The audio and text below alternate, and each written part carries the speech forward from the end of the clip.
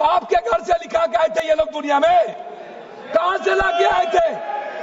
ये जमीन कहां से आया था? ये गरीब लोगों का जमीन किसने दिया? ये अंग्रेजों ने दिया।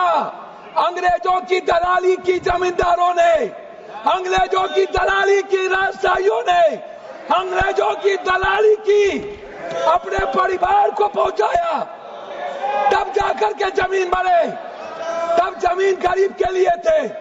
दूसरा चीज मैं आना चाहता हूं, ये कहते हैं मुगल के खिलाफ। गुरु गोविंद सिंह साहब, गुरु नानक देव जी मानवता को बचाने और इंसानियत को बचाने गुरु गोविंद ने कुर्बानी दी थी, हिंदू को बचाने नहीं। समझे? सनातन को समझिए, सनातन के बारे में जानिए।